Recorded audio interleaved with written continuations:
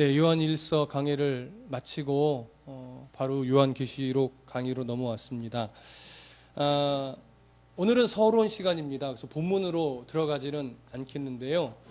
모든 성경에 사실 서론 부분이 굉장히 중요합니다. 서론을 바르게 이해하고 그 시각을 가지고 늘 본문 안으로 들어가야 오해나 편견에 빠지지 않을 수 있기 때문에 오늘 먼저 서론 시간을 갖습니다. 우리가 요한계시록을 이해함에 있어서 가장 조심해야 될 것은 뭐냐면 요한계시록을 어떤 마지막 날 어떤 세계사 속에서 일어날 재앙적인 사건들에 대한 예언으로 보는 겁니다. 그렇게 보게 되면 우리에게 있어서 요한계시록은 굉장히 두려운 장이 되고 무슨 일이 일어날까 늘 그것에 고민에 빠지는 이런 신앙이 될 수밖에 없습니다.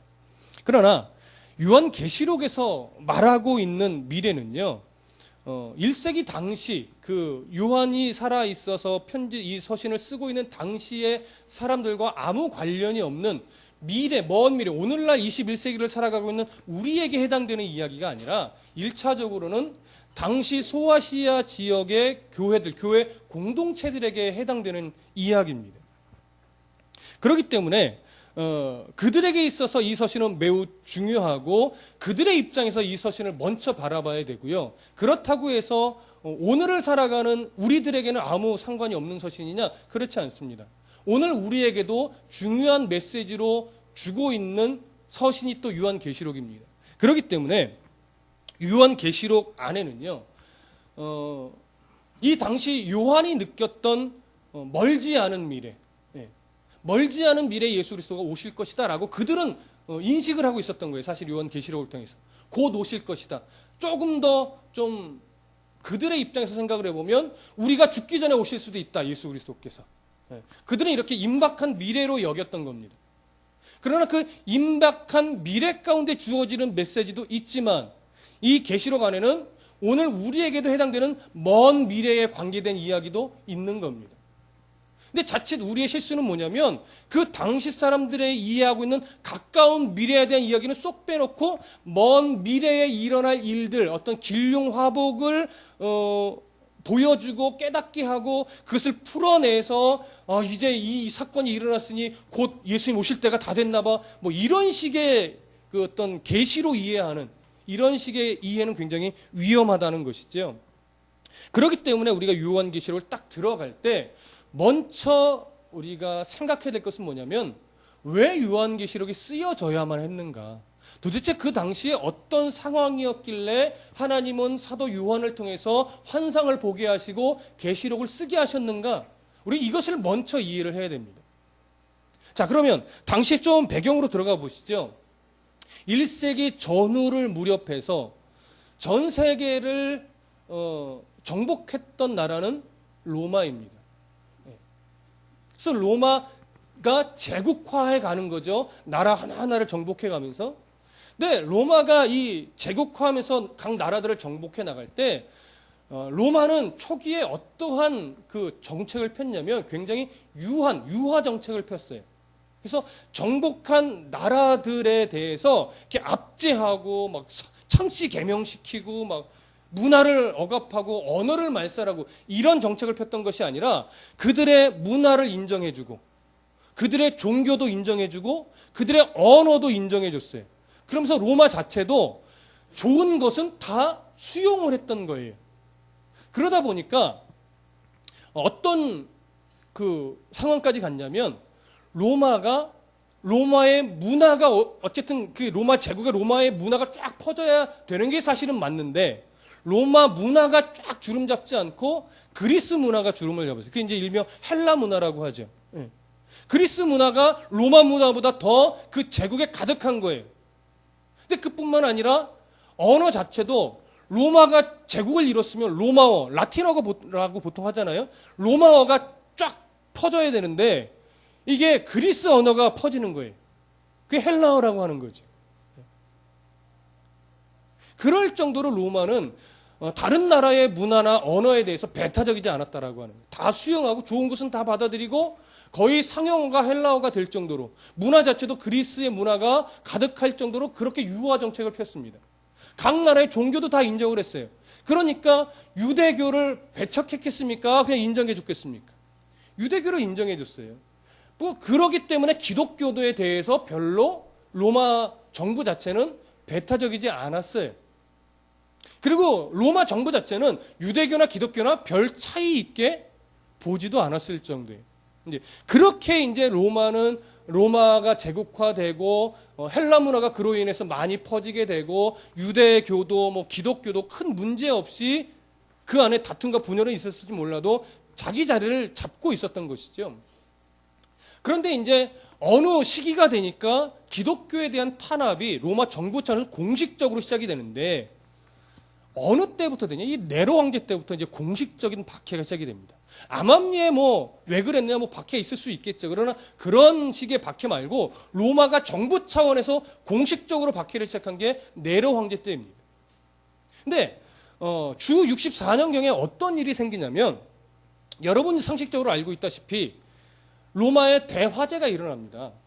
로마에 대략 200만 명가량이 살고 있었고 목조 건물이 굉장히 많아서 한번 화재가 일어나면 그게 순식간에 번져지는데 네로 황제 때 이 대화재가 일어난 거예요. 엄청나게 컸다고 합니다. 근데 그 대화재가 원형 경기장에서부터 시작했는데 거기 어떤 그 기름 창고에서 우연히 불이 생겨서 그것이 로마 시내를 다 뒤덮은 거예요.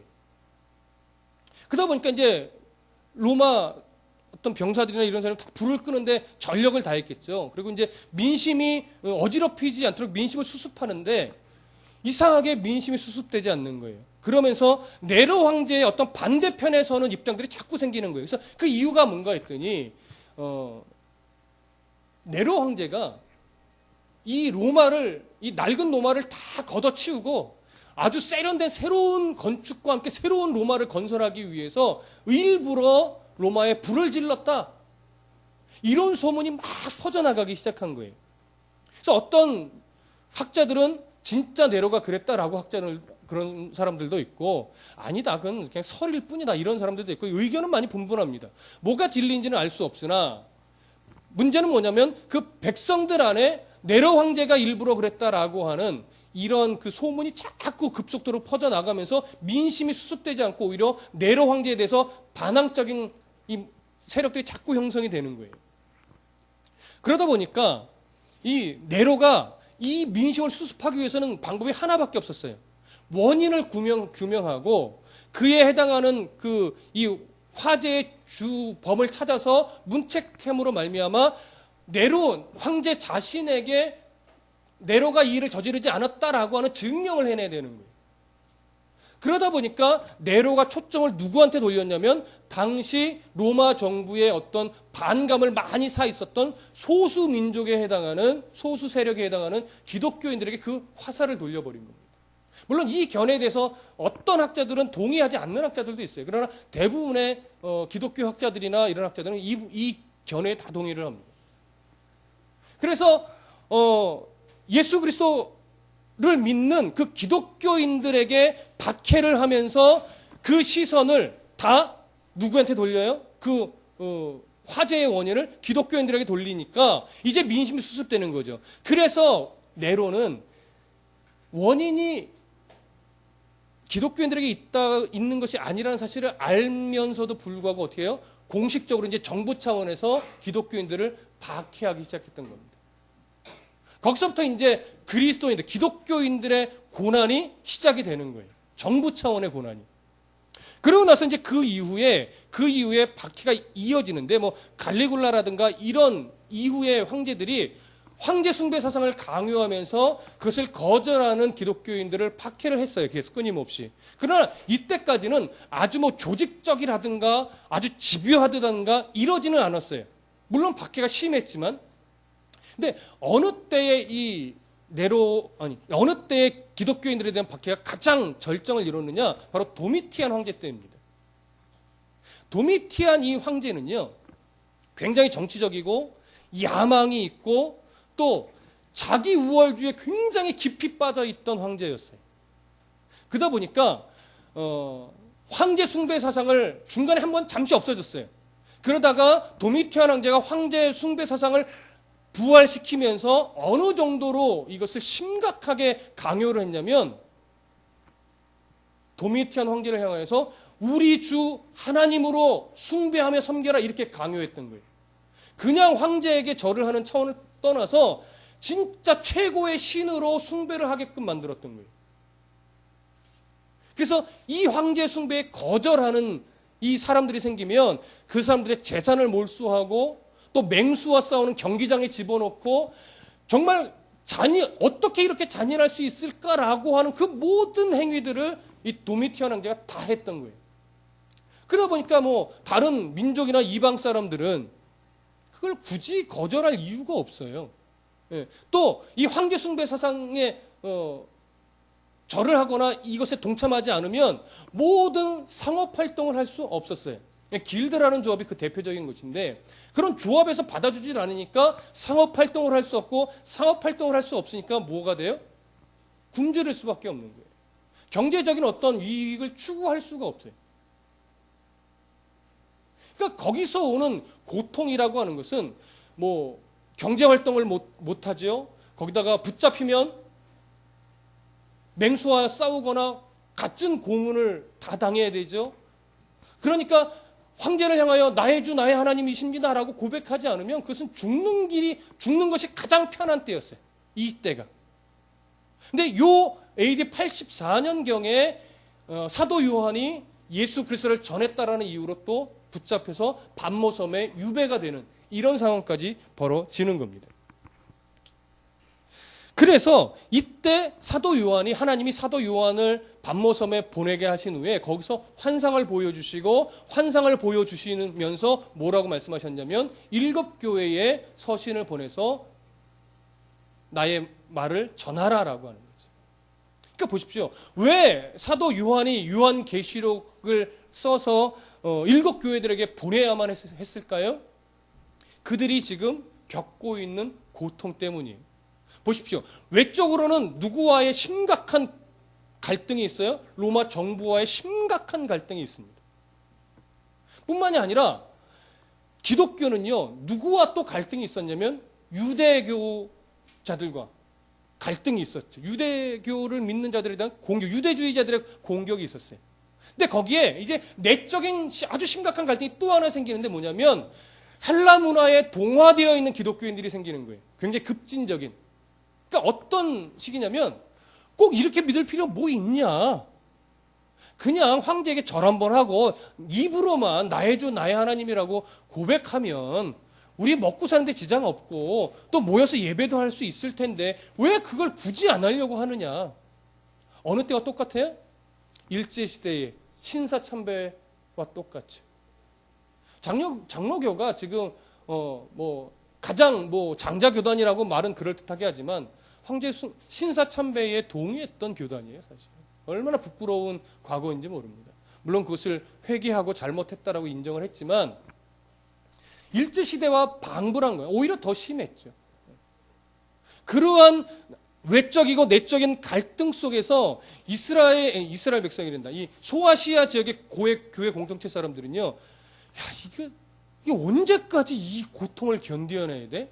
뭔가 좀 끝이 보여야 견디어내고, 뭔가 끝이 보여야 내가, 그래, 이 정도만 견디면 내가 이제 하나님이 풀어주시겠지라고 하는 기대를 안고 내가 갈 텐데, 이거는 도대체 끝이 보이질 않고, 박해는 극심해지고, 가난은 쪄들어서 아예 붙잡혀 죽는 것보다 굶어 죽을 위험이 더 큰 이런 상황에 놓여 있으니 도대체 이 신앙을 지키는 데는 너무 버겁고 너무 지치는 거예요.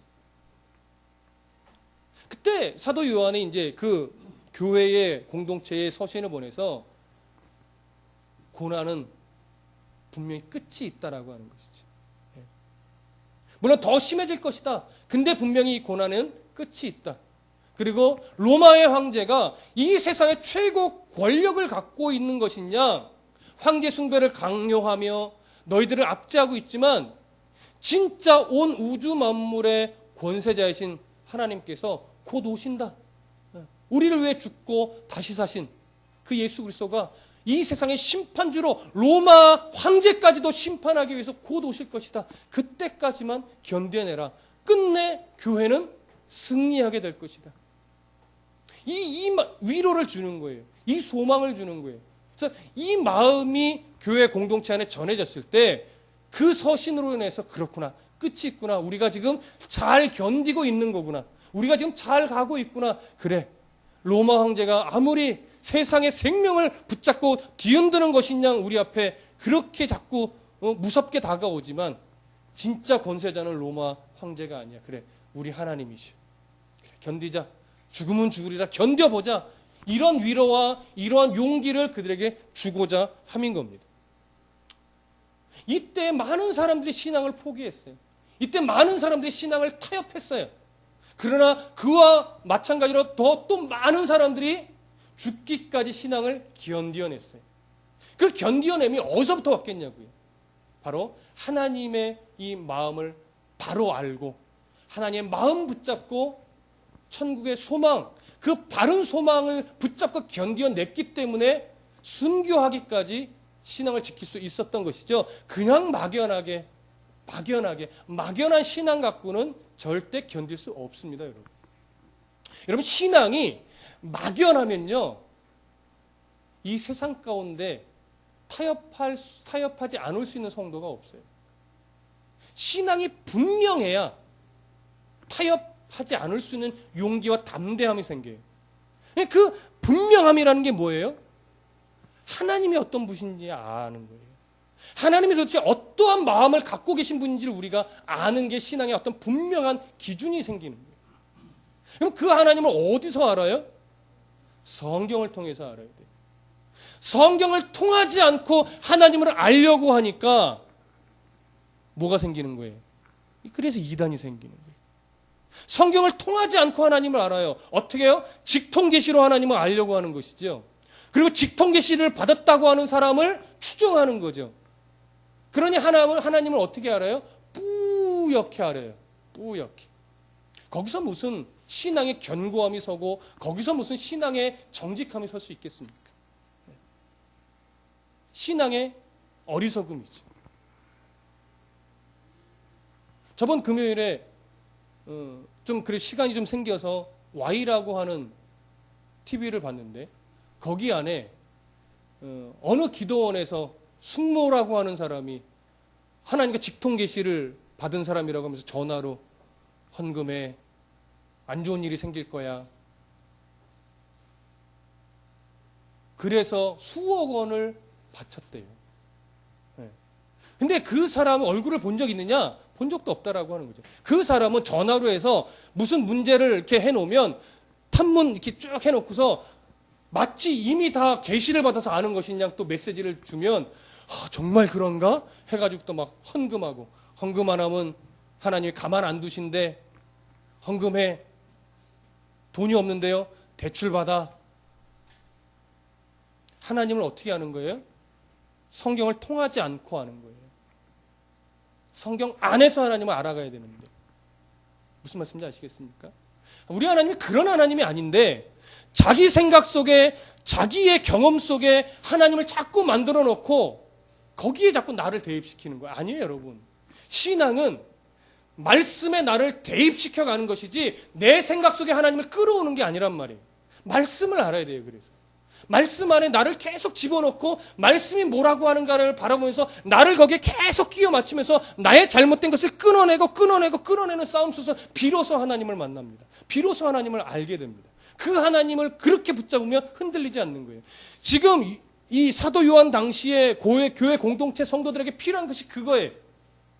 하나님을 정확하게 아는 것. 우리 하나님이 어떤 분이고 하나님이 어떠한 계획을 갖고 계시고 하나님이 역사를 어떻게 끌어가실 거에 대한 정확한 마음, 정확한 생각, 정확한 지식, 이게 필요했던 것이죠. 근데 그 지식이 그때 사람들에게만 필요하느냐? 오늘 우리에게도 똑같이 필요합니다. 왜요? 많은 사람들이 요한계시록을 잘못 이해하니까 신비주의로 빠지고 시한부 종말론에 빠지고 곧 예수님 오시는데 직장 다녀서 뭐하며 통장에 저금해 놓을 필요가 뭐 있으며 막 그러니까 그 돈 필요 없이 나는 다시 오실 예수님만 있으면 됩니다 해놓고서 누구한테 막 바쳐요. 구원파 계열에 또 교주화된 사람들에게 다 갖다 바치는 거예요. 그게 얼마나 어리석은 줄 모릅니다. 여러분 절대 그런 어리석음에 빠지지 않으시기를 바랍니다. 제가 절대 헌금하면 복 받는다는 소리 하면 우리 목사님도 다 됐구만 이렇게 반응을 보이셔야 돼요. 무슨 말씀인지 아시겠습니까? 목사는 교주가 아니에요.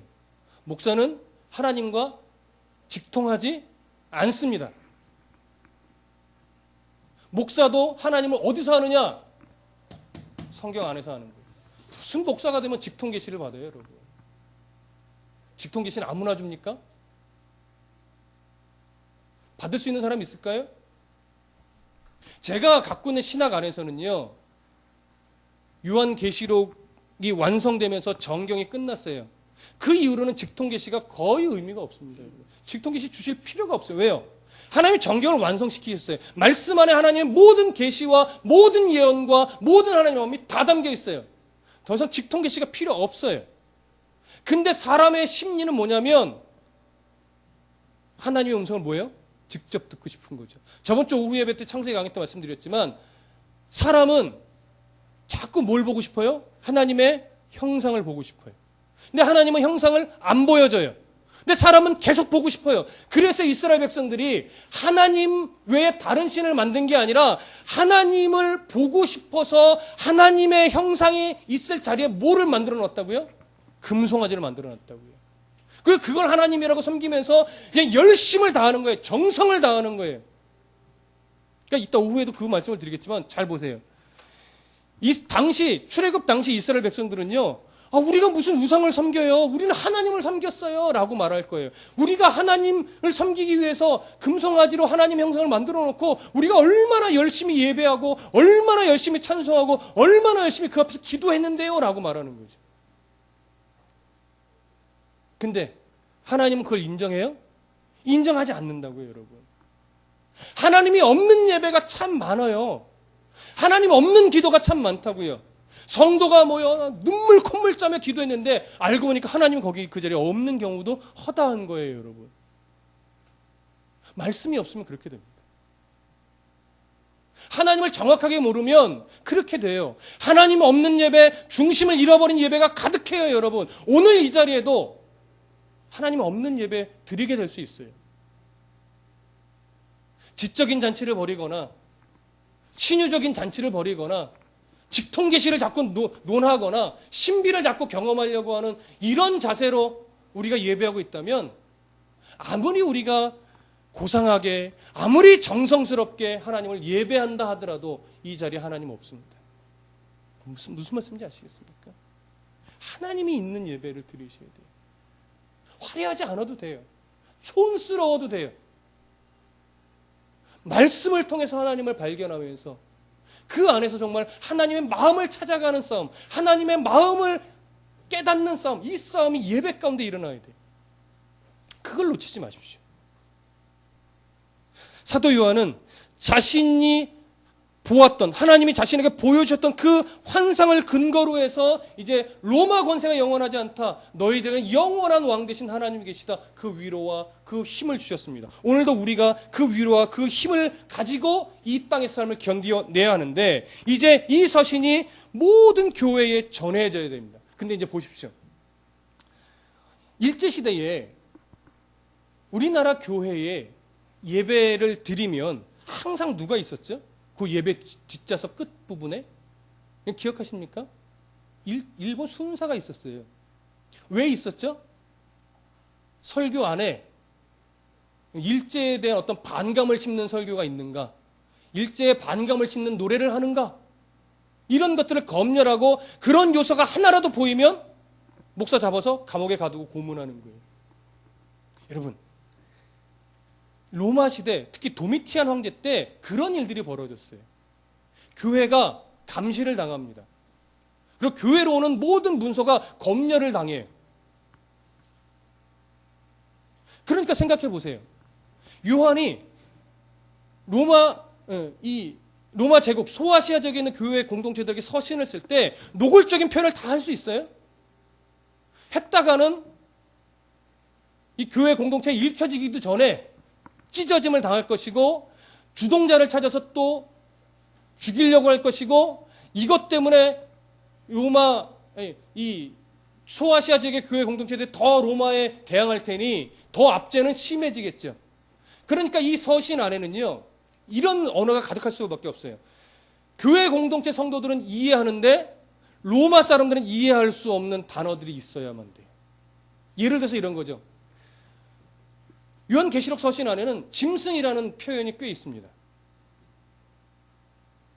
당시 교회 공동체들은 짐승하면 자신들을 압제하는 로마 정권임을 알 수 있어요. 그러나 로마 사람들은 그 단어가 갖고 있는 의미를 정확하게 이해할 수 없죠. 황제 숭배하면 안 된다! 어떻게 표현해? 표현할 수 없어요. 그러니까 뭐라고 말해요? 짐승의 표를 받으면 안 된다. 666의 인을 받으면 안 된다. 이런 식의 표현이 그래서 나오는 겁니다. 그렇기 때문에 당시의 상황과 맞물려서 노골적으로 표현할 수 없기 때문에 상징적으로 표현할 수밖에 없는 단어들도 가득하고, 또한 어떤 미래 예언적이고 계시적인 그런 의미의 상징적인 단어와 언어들도 이 안에 담겨 있어요. 그러니까 모든 상징적인 언어들을 다 계시적으로만 풀어버리면 정말 성경이 정말 말하고 있는 의미를 찾아내기는 어렵죠. 당시의 로마를 빗대서 이렇게 은유적으로 한 단어까지도 미래 계시적으로 해석해버리면 이게 당시 교회 공동체와는 아무 상관이 없는 서신이 되는 거예요. 그렇지 않다라고 하는 것이죠. 그렇기 때문에 이 요한계시록이 이렇게 어떤 상징적인 언어가 많을 수밖에 없는 이유를 우리가 이해를 하셔야 된다는 거죠. 그래서 이 요한계시록은요, 그 당시 이러한 문화와 이런 상황이 깃들여져 있는 상황서신입니다. 그러면 요한계시록에 있던 서신에 대한 성격만 있느냐? 그렇지 않아요. 요한계시록은요, 묵시문학적인 성격도 있습니다. 구약 성경에서부터 계시되었던 그 내용이 이 요한계시록에 이어져 가고 있어요. 그래서 성취되었다 또는 성취될 것이다, 이렇게 구약에 어떤 계시되었던, 묵시되었던 이런 것들이 이 요한계시록과 연결이 되어 있어요. 그것만 있나요? 예언적인 어떤 그런 요소도 있어요. 멀지 않은 미래에, 그들의 입장에서는 어떤 것은 멀지 않은 미래고 어떤 것은 좀 먼 미래예요. 그 미래에 하나님이 이루실 일도 이 안에 담겨 있어요. 그러한 어떤 문학적인 특징을 이해하셔야 됩니다. 그럼 그런 문학적인 어떤 세 가지 정도의 특징을 이해하면서 이제 어떤 기준을 가지고 요한계시록을 해석할 것이냐, 이런 관점이 굉장히 중요한데, 이 관점이 잘못되면 시한부 종말론에 빠지기 쉽습니다. 이 첫 번째 한 네 가지의 큰 그 해석적인 관점이 있는데, 하나는 과거적인 관점이 있고요, 또 하나는 교회사적인 관점이 있고, 또 하나는 영적인 관점이 있고, 또 하나는 종말론적인 그런 관점이 있습니다. 과거사적인 관점은 무엇을 가지고 과거사적인 관점이라고 하냐면, 요한계시록의 내용을 전부 다 과거에 이미 성취되었던 이야기로만 이해하는 거예요. 과거에. 그러니까 오늘날과는 상관이 없고 이미 과거에 다 성취되었다. 한 예를 들면 계시록 6장부터 11장을 유대교와의 투쟁으로 이해를 하고 해석하고, 20장부터 22장은 그래서 결국 교회가 승리했다. 그래서 매듭을 그냥 지어버리는 거예요. 그러니까 과거에 이미 다 끝난 역사적 내용으로만 이해하는 것이 과거사적인 해석인데, 여러분 느끼셨겠지만 이 과거사적인 관점은요, 당시의 역사적인 배경을 이해하는 데는 큰 도움이 될 수 있으나, 계시록이 갖고 있는 어떤 심판적이고 구원적인 어떤 이런 예언에 대한 부분을 전혀 감안하지 않고 있기 때문에 어떤 그런 문제점이 있어요. 그리고 또 하나를 보면 이 교회사적인 시각인데, 교회사적인 시각은요, 역사주의적인 시각이라고도 말을 하고 세계사적인 시각이라고도 말을 하는데, 이 교회사적인 시각은 계시록의 내용을 사도 요한이 있을 그때에서부터 시작하여서 세상의 종말이 올 때까지의 전체 역사 속에서 일어나는 일로 보는 거예요. 근데 이 관점이 유럽 지역에서 나와서 유럽 지역에서 발전을 했어요. 그러다 보니까 어떤 식의 이 문제가 되냐면, 계시록에 있는 모든 어떤 상징적인 내용들을 유럽에서만 일어난 역사적인 사건에 다 뭐예요? 끼워 맞추는 거예요. 몇 년도에 어떤 사건이 일어났는데 이것은 요한계시록 몇 장의 내용과 맞다. 다 끼워 맞추는 거죠. 그러다 보니까 이 과거사 교회사적인 시각으로 바라보게 되면 요한계시록은 초대교회 당시의 교회들과도 아무 상관이 없고 또 오늘날 뭐 대한민국에는 더 관련이 없는 오직 어디에만 관계가 있어요? 유럽 지역의 나라에만 관계가 있는 서신이 되어버려요. 이러한 문제점이 있습니다. 그리고 그 안에서는 어떤 길흉화복을 점치는 그걸 좀 미리 예측하는 이 정도의 수준밖에 되지 않는 그런 좀 오류가 생깁니다. 그리고 세 번째는 영적인 시각이에요. 이상주의적인 시각이라고도 표현하는데 이 요한계시록을 영적인 시각으로 보는 견해는 어떤 거냐면 요한계시록의 내용을 악의 세력과 교회 간의 싸움으로만 보는 거예요. 모든 것을. 악의 세력과 교회의 다툼. 이렇게만 보다 보니까 어떤 요소들이 자꾸 배제돼요? 이 계시록 안에 있는 역사적인 사건이나 미래에 일어날 일들, 어떤 이런 역사성을 다 부인하게 돼요. 이러한 문제점을 갖게 됩니다. 그리고 마지막으로 나타나는 것이 이제 종말론적인 시각인데 이 종말론적인 시각은 어떤 미래주의적인 시각이다, 때로는 세대주의적인 시각이다라고 말을 합니다. 이 종말론적인 시각에서 자꾸 비롯되는 것이 뭐냐면 시한부 종말론이 여기서 자꾸 나와요. 이런 시각을만 가지고 계시록을 보다 보면 시한부 종말론으로 빠질 위험성이 굉장히 많은데 이것이 어떤 천년왕국설로 따지면 전천년설에 많이 치중되어 있어요. 그러면 이 종말론적 시각은 뭐냐? 계시록의 내용을요. 예수 그리스도께서 재림하실 그 직전 몇 년, 그 직전에 일어난 일들로 다 이해를 하는 거예요. 그래서 그것은 이제 좀 천년왕국설과 맞물려지는데 7년 대환란이라는 것이 이제 성경에 보면 그런 뉘앙스의 표현들이 있어요. 그 대환란 때 일어날 징조로 자꾸 보는 거예요.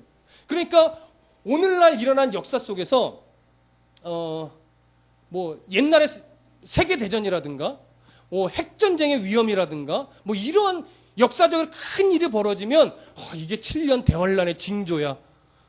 곧 천년왕국이 오고 막 휴거가 일어나고 재림이 오고 우리는 엄청난 고통을 휴거되지 못한 사람들이 이제 엄청난 고통을 견뎌내야 되고 그때 믿음을 지켜내면 또 다시 우리가 휴거되어 하나님 나라 갈 수 있고 뭐 이런 식의 두려움을 우리가 갖게 되는 위험적인 요소가 이 종말론적인 시각이고 이것이 세대주의자들과 맞물려서 여기에서 나온 7교회를 역사 속에 일어난 7가지의 어떤 그 역사적인 일들로 자꾸 바라봅니다. 그래서 굉장히 위험한 견해 중에 하나가 이 종말론적인 시각이에요. 여러분 이 아주 주된 4가지 견해들을 말씀드렸지만 어느 견해 하나도 그 견해만으로 계시록을 바라봤다가는 계시록을 정확하게 이해할 수 있어요? 해석할 수 없습니다. 이해할 수 없게 됩니다. 그러니까 우리에게는 뭐가 필요하냐면 균형감이 필요하고요. 성경 본문에서 어떻게 끌어가느냐 이 부분이 역사적인 시각으로 바라봐야 될 것이냐 이 부분을 어떤 영적으로 이해할 것이냐 이 부분을 어떤 종말론적인 시각으로 이해할 것이냐 이것에 대한 분별이 필요한 거예요. 근데 이 분별을 잃어버리고 그냥 하나로 딱 집어서 해석하려고 덤벼들면 요한계시록은 이상한 쪽으로 흘러가는 겁니다. 그래서 이제 앞으로 저와 함께 이 요한계시록을 풀어갈 그 내용은요. 성경이 흘러가는 흐름과 어떤 역사적인 그 배경과 그런 것들을 다 감안해서 역사적으로 해석할 것은 역사적으로 해석하고 영적으로 해석해야 될 부분은 영적으로 해석하고 그 다음에 종말론적으로 해석할 것은 종말론적으로 해석을 해 나갈 겁니다. 그러면서 계시록이 우리에게 두려움을 주는 것이 아니라 성도들에게 하나님 나라에 대한 바른 시각과 그리고 과거에 대한 점검, 그리고 현재 우리들의 상황, 그래서 현재 우리들의 상황에서 어떠한 견딤을 가져야 되는가, 그래서 결국 하나님께서 어떠한 종말론적인 최종의 목적지를 어떻게 갖고 계시니까 우리가 어떠한 시각으로 종말에 대한 그 소망을 갖고 우리가 안정감을 가지고 어떻게 오늘을 살아갈 것인가. 그러니까 과거에 대한 점검과 미래에 대한 바른 소망을 주는 것. 그래야 지금 현재를 우리가 바르게 성도답게 살아갈 수 있는 거예요. 과거에 대한 점검이 불확실하고 미래에 대한 소망이 왜곡되어 있으면 지금을 살아가는 우리들의 삶이 삐뚤어질 수밖에 없어요. 그래서 절대 기독교는 시한부 종말론이 아니에요. 가장 좋은 삶의 태도는요, 내일 예수님 오실 것처럼 오늘을 사는 거예요. 내일 예수님이 오실 것처럼. 그럼 내일 예수님이 오시니까 오늘의 삶이 아무 의미 없다 이건가요? 아니에요. 성도는요, 내일 예수님이 오셔도 우리에게는 뭐가 보장되어 있어요? 하나님의 나라가 이미 보장되어 있어요. 그래서 내일 예수님이 오실 때 심판 때문에 두려워할 성도가 아니에요. 그러니까 내일 예수님이 오실 때 오늘 내가 어떤 가치를 가지고 살아갈 것인가 보십시오. 여러분, 내일 정말 예수님이 오신다면 지금 여러분들한테 가장 중요한 게 뭘까요? 재산이에요? 내일 보험료 나가야 되는데 이거 중요해요? 내일 예수님이 오시는데 우리 새끼 이번에 서울대 꼭 붙어야 되는데 중요해요? 안 중요해요.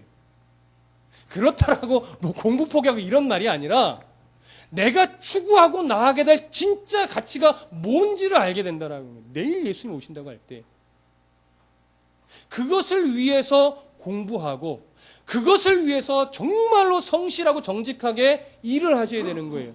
내일 예수님이 오시는데 오늘 로비할 필요가 없어요. 그렇죠? 정직하게 일하는 것이 중요해요. 그리스도인답게.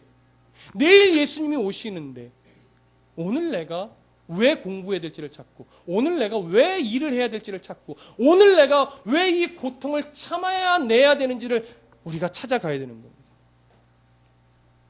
그래서 우리가 앞으로 요한계시를 통해서 이단의 잘못된 사상을 분별할 수 있는 힘을 기르고 지금 얘기했던 것처럼 과거를 점검할 수 있는 은혜를 받고 또 미래에 대한 바른 소망을 우리에게 가지면서 이제 오늘을 성도답게 살아가야 되는 자세를 배우는 그 복음서가 바로 요한계시록입니다.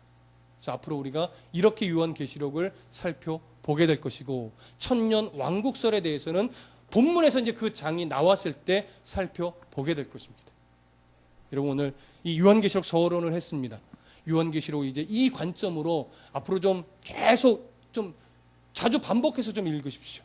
그리고 다음 주부터 이제 요한계시록 본문으로 들어가게 되는데 그 속에서 하나님이 우리에게 주시는 메시지들을 함께 듣고 거기서 하나님의 은혜를 받기를 소원합니다. 기도하겠습니다.